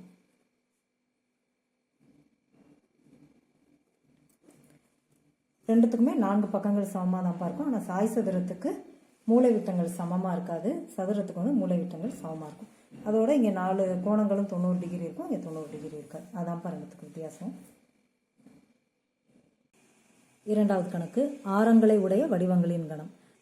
ஆரம் வந்து எந்த வடிவத்துக்கு இருக்கும், நம்ம புதுசாக கூட யோசிக்க வேண்டியதில்லை. இதுக்குள்ளே உள்ள ஆரத்தை உடைய வடிவத்தை மட்டும் நீங்கள் எழுதுனீங்கன்னா போதும். ஏன்னா உட்கணங்களை எழுதுக அப்படின்னா இதில் உள்ள உறுப்புகளில் இருந்து தான் நம்ம கணங்கள் அமைக்கணும். அப்போ இதில் உள்ள வடிவங்களில் எதுக்கு ஆரம் இருக்குது அப்படின்னு யோசிச்சு எழுதிட்டா போதும். சதுரத்துக்கு ஆரம் கிடையாது, செவ்வகத்துக்கு ஆரம் கிடையாது, வட்டத்துக்கு ஆரம் இருக்குது, இது ரெண்டுக்கும் கிடையாது. இப்போ ஆரம் உடைய வடிவங்களின் கணம் அப்படின்னா வட்டம் அப்படின்னு ஒரே ஒரு உறுப்பு கொண்ட கணம் மட்டும் வரும். இந்த கணத்துக்கு பி அப்படின்னு சொல்லிட்டு பேர் கொடுத்துக்கலாம்.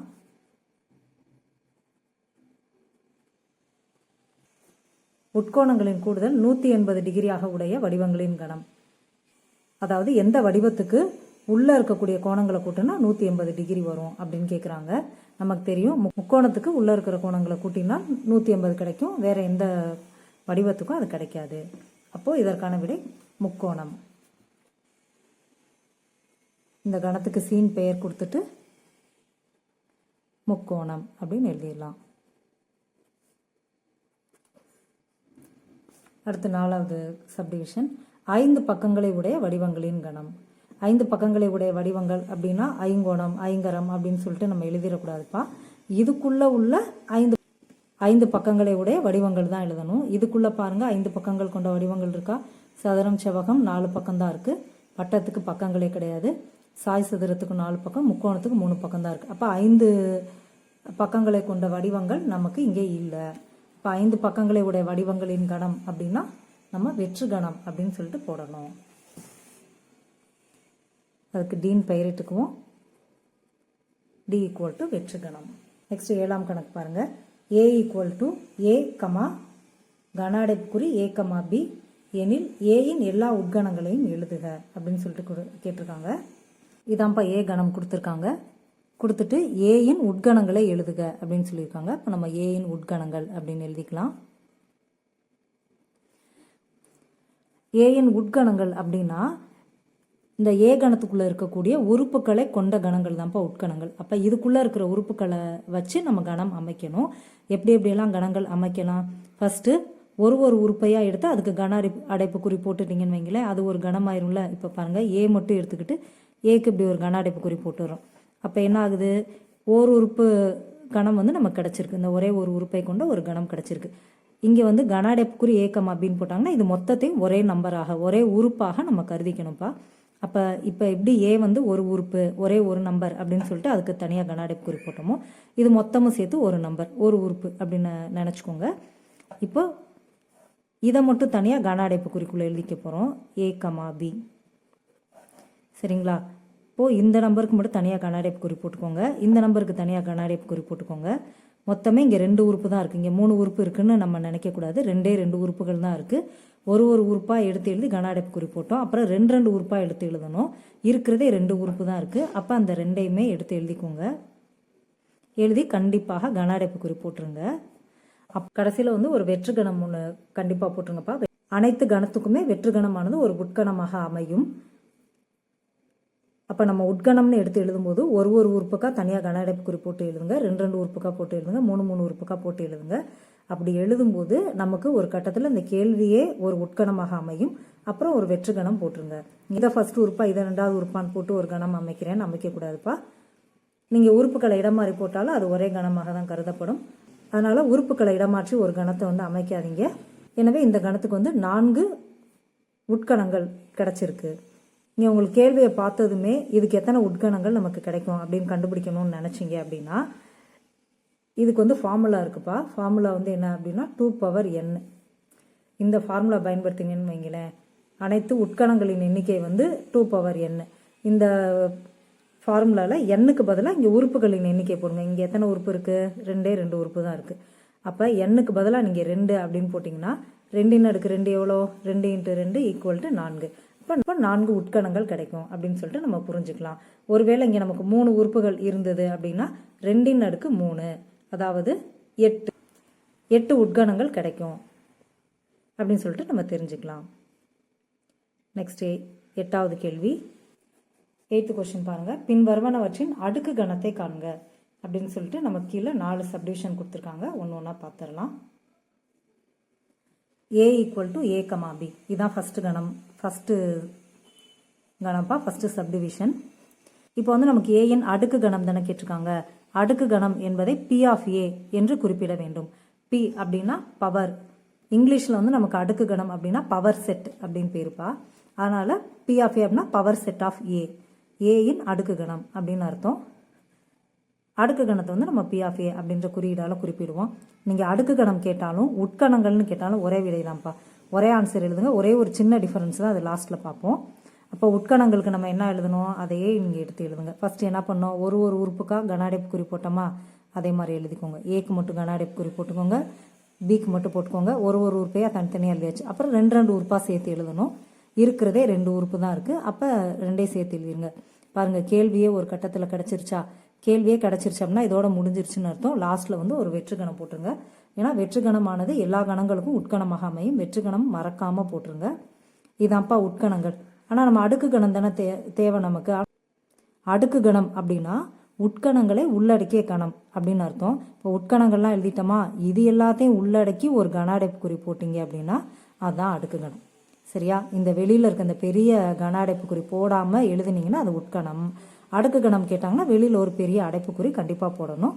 இந்த அடைப்புக்குறி போடாமல் நீங்கள் P(A) = போட்டு இது மட்டும் எழுதுனீங்கன்னா கண்டிப்பாக தப்புப்பா. இந்த அடைப்புக்குறி போட்டால் தான் நீங்கள் அடுக்கு கணம் எழுதுனதா அர்த்தம், இல்லைன்னா வெறும் உட்கணம் தான் எழுதியிருக்கீங்கன்னு அர்த்தம். Second subdivision. B = 1 2 3. இப்போ இதுக்கு பவர் செட் கேட்டிருக்காங்க, அடுக்கு கணம் கேட்டிருக்காங்க. அப்போ P(B) அப்படின்னு எடுத்துக்கோங்க. இதுக்கு நம்ம என்ன எழுத போகிறோம், உட்கணங்கள் தான் எழுத போகிறோம். உட்கணங்கள் எழுதிட்டு கடைசியாக ஆரம்பத்தில் முடிவுலையும் ஒரு பெரிய அடைப்பு குறி போட்டுருங்க, அவ்வளோதான். இப்போ இதுக்கு எத்தனை உட்கணங்கள் வரும் நம்ம எப்படிப்பா கண்டுபிடிச்சோம், நம்ம ஈஸியாக ஒரு ஃபார்முலா யூஸ் பண்ணோம்ல, 2n. இந்த ஃபார்முலாவை பயன்படுத்தினீங்கன்னா இங்கே எத்தனை நம்பர் கிடைக்கணும் அப்படின்றது நம்ம தெரிஞ்சுக்கலாம். இப்போ இங்கே 3 உறுப்புகள் இருக்கின்றனவா, அப்போ 2n3 அப்படின்னு போட்டு பாருங்கள். 2n3னா 2 × 2 × 2 = 8ன்னு கிடைக்குமா. அப்போ அதனால் நமக்கு இங்கே 8 உட்கணங்கள் கிடைக்கணும் அப்படின்னு சொல்லி தெரிஞ்சுக்கலாம். இதை வந்து நம்ம உட்கணங்களாக எழுதணும் அப்படின்னா ஃபஸ்ட்டு ஒரு உறுப்பாக எடுத்து எழுதிக்கோங்க. 1 மட்டும் போட்டு தனியாக உட்கணம் அமைச்சுக்கோங்க. அடுத்து 2க்கு மட்டும் தனியாக கன அடைப்புக்குறி, 3க்கு மட்டும் தனியாக கன அடைப்புக்குறி, ஒரு உறுப்பாக எடுத்து தனித்தனியாக எடுத்து கணம் அமைச்சிட்டோம். அடுத்து 2 உறுப்பாக எடுத்துக்கோங்க. 1,2, அடுத்து 2,3, அடுத்து 1,3,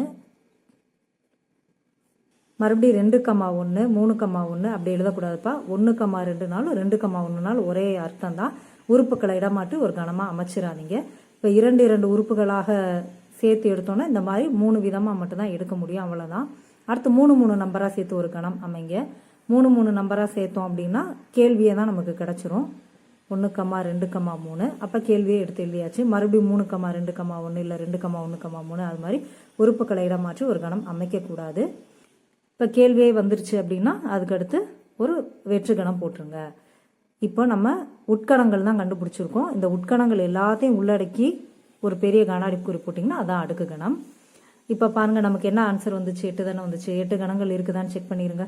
1 2 3 4 5 6 7 8 கணங்கள் இருக்குது. அப்போ நம்ம கரெக்டாக செஞ்சுருக்கோம். Third subdivision. நம்ம எப்பயுமே ஒரு கணம்னு பார்த்தோன்னா கணத்துக்கு பேர் வந்து கேபிட்டல் லெட்டரில் கொடுத்துருப்பாங்கப்பா. கணத்துக்கு உள்ளே இருக்கிற உறுப்புகள் வந்து ஸ்மால் லெட்டரில் இருக்கும். இந்த கணத்துக்கு உள்ளே எழுதுகிற எழுத்துக்கள் இருக்குது பார்த்தீங்களா, எழுத்துக்கள், நம்பரு இல்லை வார்த்தைகள், அதை வந்து நம்ம உறுப்புகள் அப்படின்னு சொல்லுவோம். இந்த உறுப்புகள் வந்து பார்த்திங்கன்னா எப்பயுமே ஸ்மால் லெட்டரில் தான் இருக்கும். சரி, இப்போ இதுக்கு வந்து அடுக்கு கணம் வேணும். அடுக்கு கணம் அப்படின்னா பி அப்படின்ற குறியீட்டால் குறிப்பிடுவோம். பி ஆஃப் டி, டியின் அடுக்கு கணம் ஈக்குவல் டு, இங்கே அதே மாதிரி தான் ஒரு உறுப்பாக தனித்தனியாக எடுத்து எழுதுங்க. அப்புறம் 2 2 அப்புறம் 3 3 4 4 எழுதலாம். இந்த கணக்குக்கு எத்தனை உறுப்புகள் கிடைக்கும் அப்படின்னு சொல்லி கண்டுபிடிச்சிடலாமா?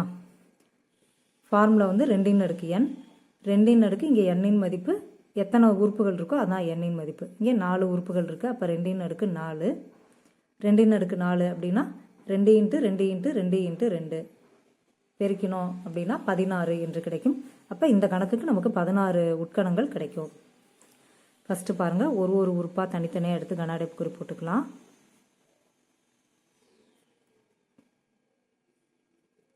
அப்புறம் 2 உறுப்பாக எடுத்து கன அடைப்புக்குறி போடுங்க. P, Q, Q, R, R, S, P, R, அப்புறம் P, Sன்னு எழுதலாமா? P, S. வேறு எப்படி எழுதலாம்? Q, Sன்னு எழுதலாம். சாரிப்பா, இங்கே கன அடைப்புக்குறி போடணும். அவ்வளோதான். 2 உறுப்பாக நம்ம எழுதிட்டோம். இதுக்கு மேலே 2 உறுப்புகளாக வந்து வேறு வழியில் எழுத முடியாது.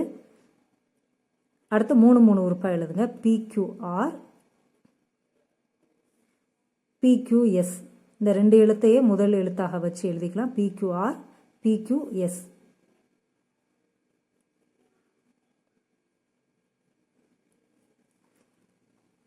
அப்புறம் PRSன்னு எழுதலாமா? PRS. நெக்ஸ்ட் QRSன்னு எழுதலாம். அவ்வளோதான்ப்பா. 3 உறுப்புகளாக இதுக்கு மேலே நம்மளால் வேறு புதிய வழியில் எழுத முடியாது. அவ்வளோதான். 3 உறுப்புகளாக எப்படி எழுத முடியுமோ எழுதிட்டோம். நெக்ஸ்ட்டு 4 உறுப்புகளாக எழுதணும். இருக்கிறதே 4 உறுப்பு தான் இருக்குது. அப்போ 4 உறுப்பை எழுதிட்டிங்கன்னா கேள்வியே நமக்கு கிடச்சிரும். இதுக்கு மேலே உறுப்புகளை இடமாற்றி ஒரு கணம் அமைக்க முடியாது நம்மளால். கேள்வியை எழுதிட்டோம் அப்படின்னா லாஸ்ட்டில் ஒரு வெற்று கணம் போட்டுருங்க அப்படின்னு சொன்னால், இப்போ வந்து நமக்கு இத்தனை உட்கணங்கள் கிடச்சிருக்கு. இந்த உட்கணங்கள் எல்லாத்தையும் உள்ளடக்கி ஒரு கன அடைப்புக்குறி போட்டிங்க அப்படின்னா அது வந்து அடுக்கு கணம் ஆயிரும். நீங்கள் இப்படி கூட ஒரு பெரிய கன அடைப்புக்குறியாக போடலாம், இல்லை ஆரம்பிக்கிற இடத்துல முடிகிற இடத்துல மட்டும் கூட போடலாம். அது நம்ம இஷ்டம்தான். இப்போ வந்து நம்ம பார்த்தோம் 16 உறுப்புகள் இருக்குன்னு சொல்லி பார்த்தோம். இப்போ நீங்கள் இதில் எண்ணி பார்த்தீங்க அப்படின்னா 16 உறுப்புகள் இருக்கும். அப்போ நம்ம கரெக்டாக செஞ்சுட்டோம். Next fourth subdivision. ஃபோர்த்து சப்டிவிஷனில் E = 5 அப்படின்னு கொடுத்துருக்காங்கப்பா. 5 அப்படின்னா வெற்று கணம் அப்படின்னு அர்த்தம். இப்போ இதுக்கு அடுக்கு கணம் வேணும் அப்படின்னா ஃபஸ்ட்டு என்ன பண்ணுவோம், நம்ம ஒரு உறுப்பாக எடுத்து ஒரு கன அடைப்புக்குறி போடுவோமா? இங்கே உறுப்பே இல்லை, வெறும் வெற்று கணம் மட்டும்தான் இருக்குது. அப்போது இந்த வெற்று கணத்தை மட்டும் எழுதி இதுக்கு ஆரம்பத்துலேயும் இறுதியிலையும் ஒரு கன அடைப்புக்குறி போட்டுருங்க. இப்போ இதை வந்து நம்ம இந்த மாதிரி ஃபார்முலா படி நம்ம செக் பண்ணி பார்த்தோம் அப்படின்னா நமக்கு ஃபார்முலா வந்து 2 பவர் n இல்லையா. இங்கே வந்து n என்பது உறுப்புகளின் எண்ணிக்கையை குறிக்குது. இங்கே எத்தனை உறுப்புகள் இருக்கின்றன? எதுவுமே இல்லை. அப்போ 0 உறுப்புன்னு வச்சுக்கலாமா? இப்போ 2 பவர் 0ன்னு வச்சுக்கிட்டிங்கன்னு வைங்களேன். 2ன் அடுக்கு 0. எந்த நம்பருக்கும் அடுக்கு 0 போட்டோம் அப்படின்னா அதன் மதிப்பு 1பா. சரியா? கீழே அடிமான என்ன நம்பர்னாலும் இருக்கட்டும், அடுக்கு 0 வந்துச்சுன்னா அதன் மதிப்பு 1. ஒரே ஒரு உட்கணம் மட்டும் கிடைக்கும். இங்கே பார்த்தீங்கன்னா நமக்கு ஒரே ஒரு உட்கணம் கிடைச்சிருக்கா. அந்த ஒரு உட்கணம் வந்து வெற்றுகணமாக நமக்கு கிடைத்துள்ளது. அப்போ நம்ம கரெக்டாக செஞ்சுருக்கோம். நெக்ஸ்ட் கொஸ்டின் 9ஆம் கேள்வி. பின்வரும் கணங்களின் உட்கணங்கள் மற்றும் தகு உட்கணங்களின் எண்ணிக்கையை காண்க அப்படின்னு சொல்லிட்டு கேட்டிருக்காங்கப்பா. கீழே 2 சப்டிவிஷன் கொடுத்துருக்காங்க. ஒன்று ஒன்றா நம்ம பார்த்துடலாம். W = சிவப்பு, நீலம், மஞ்சள். இதில் வந்து உட்கணங்களின் எண்ணிக்கையும் தகு உட்கணங்களின் எண்ணிக்கையும் கேட்டிருக்காங்க. அதுக்கு முன்னாடி கொடுத்துருக்கிற கணத்தில் உள்ள உறுப்புகளின் எண்ணிக்கையை நம்ம கண்டுபிடிச்சிடலாம். இந்த கணத்துக்குள்ளே எத்தனை உறுப்புகள் இருக்கின்றன? 3 உறுப்புகள் இருக்கின்றனவா? அப்போ இந்த கணத்தில் உள்ள உறுப்புகளின் எண்ணிக்கை என்பதை எவ்வாறு குறியீட்டில் குறிப்பிடலாம்? n(w) அப்படின்னு குறிப்பிடலாமா? n என்பது எண்ணிக்கை, w என்பது இந்த கணம். அப்போ w என்ற கணத்தில் உள்ள உறுப்புகளின் எண்ணிக்கை. இவ்வளோ பெரிய வார்த்தை n(w) ஷார்ட்டாக எழுதிடலாம். இப்போ n(w) = இங்கே எத்தனை இருக்குது? 3. இது முதல்ல எழுதிக்கலாம். உட்கணங்களின் எண்ணிக்கையும் தகு உட்கணங்களின் எண்ணிக்கையும் கண்டுபிடிச்சிடலாம்.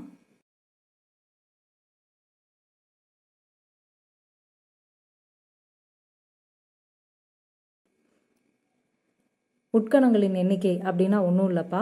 நம்ம ஏற்கனவே போன கணக்குக்குலாம் வந்து ஒரு ஃபார்முலா வச்சு செக் பண்ணோம்ல, எத்தனை உட்கணங்கள் இருக்கும் அப்படின்றதுக்கு வந்து 2 பவர் n 2ன் அடுக்கு n சொல்லிட்டு ஒரு ஃபார்முலா பயன்படுத்தணும்ல, அதே தான் உட்கணங்களின் எண்ணிக்கை.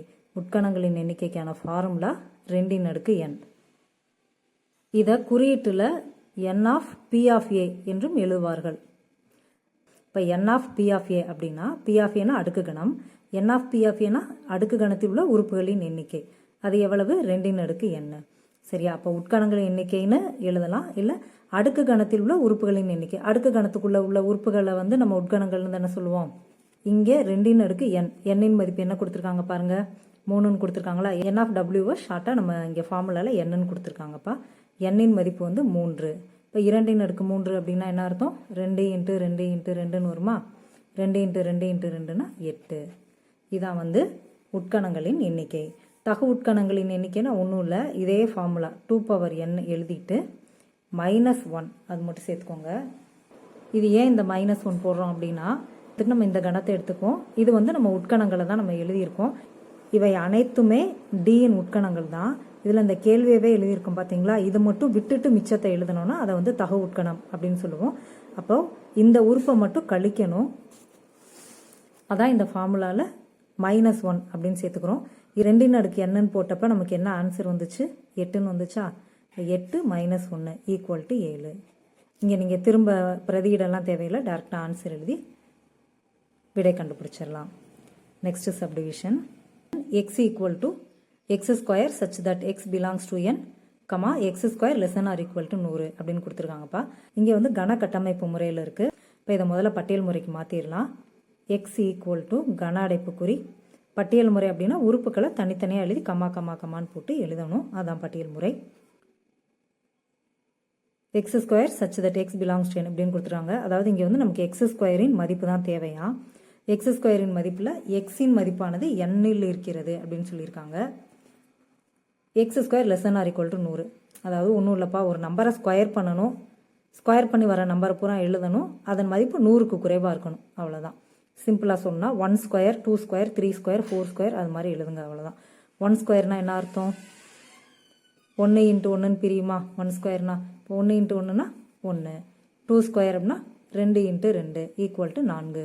3² அப்படின்னா 3 × 3 = 9. இந்த பக்கம் வருது பார்த்தீங்களா. இந்த ஸ்கொயர் நம்பர்ஸை தான் நம்ம எழுத போகிறோம். 100க்கு குறைவாக உள்ள ஸ்கொயர் நம்பர்ஸ் எல்லாத்தையுமே எழுதணும். நம்ம இங்கே ஒரு 9 வரைக்கும் தான் கண்டுபிடிச்சிருக்கோம். மற்றதை வந்து கணக்கு செய்யும்போதே கண்டுபிடிச்சிடலாம்.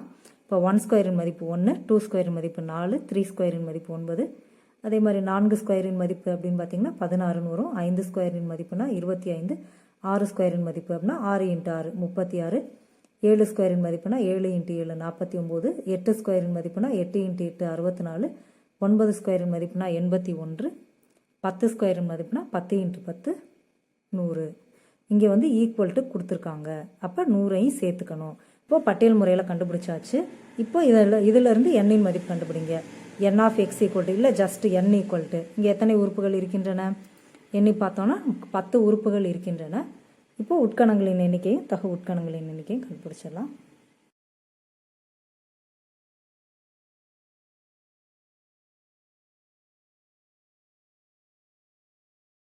இப்போது கீழே எண்ணின் மதிப்பு பிரதியிடலாம்ப்பா. 2 அடுக்கு எண்ணின் மதிப்பு 10 தானே. 2 அடுக்கு 10 அப்படின்னா 2 × 2 × 2 × 2 × 10 தடவை எழுதி பெருக்கணும். அப்படி பெருக்கணும் அப்படின்னா நமக்கு 1024 என்று கிடைக்கும்.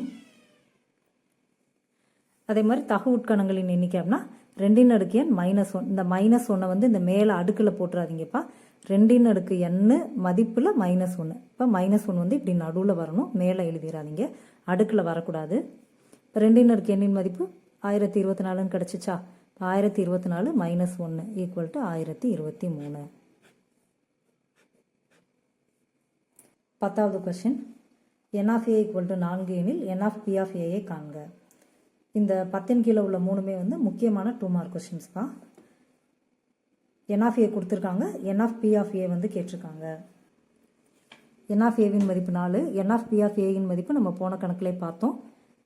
இது வந்து ஃபார்முலா மனப்பாடம் பண்ணிக்கோங்க. N of B of A equal to 2 அடுக்கு என். என் என்பது எண்ணிக்கை. என் ஆஃப் ஏ இருக்குது பார்த்தீங்களா, அதை தான் ஷார்ட்டாக இங்கே நம்ம என் அப்படின்னு சொல்லிட்டு ஃபார்முலாவில் எழுதிக்கிறோம். இப்போ என் ஆஃப் ஏனாலும் எண்ணுனாலும் ஒரே அர்த்தம் தான்.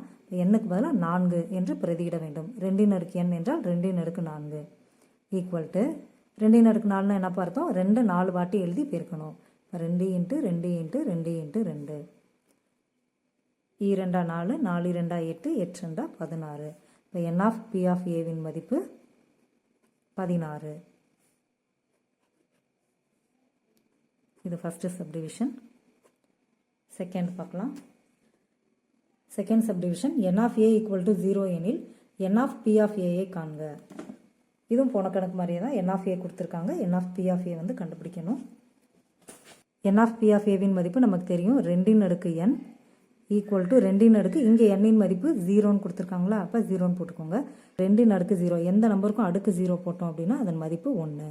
இப்போ N of A equal to 0 எனில் என் ஆஃப் பி ஆஃப் ஏவின் மதிப்பு 1. Third subdivision. N of B of A equal to 256 எனில் என் ஆஃப் ஏவை காண்க. இது கொஞ்சம் அப்படியே மாற்றி கேட்டாங்க. போன கணக்குலலாம் என் ஆஃப் ஏ கொடுத்து என் ஆஃப் பி ஆஃப் ஏ கேட்டிருந்தாங்க. இந்த கணக்கில் என் ஆஃப் பி ஆஃப் ஏயின் மதிப்பு கொடுத்துட்டு என் ஆஃப் ஏ கேட்டிருக்காங்க. இந்த கணக்குக்கும் வந்து என் ஆஃப் ஏ தான் கேட்டிருக்காங்க அப்படின்னாலும் என் ஆஃப் பி ஆஃப் ஏவோட ஃபார்முலாவை பயன்படுத்தி தான்ப்பா செய்யணும். ஏன்னா நமக்கு என் ஆஃப் பி ஆஃப் ஏக்கு மட்டும்தான் ஃபார்முலா தெரியும். இப்போ அந்த ஃபார்முலாவை பயன்படுத்தி தான் என் ஆஃப் ஏக்கும் மதிப்பு கண்டுபிடிக்க போகிறோம். என் ஆஃப் பி ஆஃப் ஏவின் மதிப்பு 2 அடுக்கு என் ஈக்குவல் டு 256 அப்படின்னு எழுதிக்கோங்க. இப்போ இந்த மாதிரி அடுக்கில் உள்ள மதிப்புக்கு வந்து நம்ம விடை கண்டுபிடிக்கணும் அப்படின்னு நினச்சோன்னா இந்த பக்கம் உள்ள நம்பரையும் அடுக்கு நம்பராக மாற்றிக்கணும். இங்கே வந்து 2 அடுக்கு எண் அப்படின்னு இருந்தால் இதையும் 2 அடுக்கு ஏதோ ஒரு நம்பராக நம்ம மாற்றிக்கணும். இங்கே அடிமான 2னா இங்கேயும் அடிமான 2ன்னு வர மாதிரி 2 அடுக்கு ஏதோ ஒரு எண்ணாக மாற்றிக்கொள்ள வேண்டும். அப்படி மாற்றுறதுக்கு நீங்கள் 256 டானா வகுத்தல் போடுங்க. அந்த வகுத்தல் போட்டிங்க அப்படின்னா நமக்கு விடை கிடச்சிரும். இங்கே வந்து அடுக்கு இங்கே அடிமான என்ன இருக்குது, 2ன்னு இருக்கா, அப்போ இங்கேயும் 2ஆம் வாய்ப்பாடில் தான் பயன்படுத்தணும். ஏன்னா இங்கே நமக்கு அடிமான 2 தானே தேவை, இங்கே என்ன இருக்கோ அதே அடிமானம் தான் இங்கே தேவை. அதே எண்ணை இங்கே பயன்படுத்துங்க. 2ஆம் வாய்ப்பாடை கொண்டு டானா வகுத்தல் போட்டோம் அப்படின்னா 4 2 எத்தனை 2 5 வரும், 5 வராது, 4 தான் வரும். அப்போ 2 4 மிச்சம் 1 இருக்குல்ல, 1 வந்து இங்கே பக்கத்தில் இப்படி சேர்த்துக்கோங்க, 16ன்னு சேர்த்துக்கோங்க. எத்தனை 2 16 வரும், 8 2 16. மறுபடியும் கண்டிப்பாக 2ஆம் வாய்ப்பாடு தான் பயன்படுத்தணும். இங்கே நமக்கு அடிமான 2 வேணும்னா இங்கே 2ஆம் வாய்ப்பாடை மட்டுமே பயன்படுத்தி டானா வகுத்தல் போடுங்க. எத்தனை 2 12, 6 2 12, எத்தனை 2 8, 4 2 8. இதே மாதிரி இதை கண்டினியூ பண்ணிடலாம். இந்த டானா வகுத்தலை கீழே 1ன்னு வர்றது வரைக்கும் எக்ஸ்டெண்ட் பண்ணிகிட்டே போகணும், செஞ்சுட்டே வரணும்ப்பா. இப்போது இந்த நம்பர் வரிசையை எடுத்து எழுதிருங்க. இப்போ 256 வந்து நம்ம எப்படி பிரிச்சுருக்கோம், 2 × 2 × 2 என்று 8 2களாக பிரிச்சுருக்கோம். அப்போ இங்கே 256க்கு பதிலாக 2 × 2 × 2 அப்படின்னு என்ன கிடச்சிருக்கோ அதை அப்படியே எழுதிக்கலாம். இப்போது 2 அடுக்கு n ஈக்குவல் டு இந்த மாதிரி இருக்கிற 2 × 2 × 2 8 முறை எழுதுறத சுருக்கமாக 2 × 8 அப்படின்னு எழுதிக்கலாம் தானே. இப்போ பாருங்கள், அடிமானங்கள் சமமாக உள்ளது. அடிமானம் சமமாக இருந்தால் அடுக்குகளும் சமம். எனவே n = 8. அல்லது நம்ம கேள்வியில் n(a) என்னன்னு கேட்டிருக்காங்க. n n(a)னாலும் ஒன்று தான். கேள்வியில் கேட்டிருக்கிற மாதிரி நம்ம விடை கொடுத்துடலாம். n(a) = 8. அவ்வளோதான். நன்றி மாணவர்களே.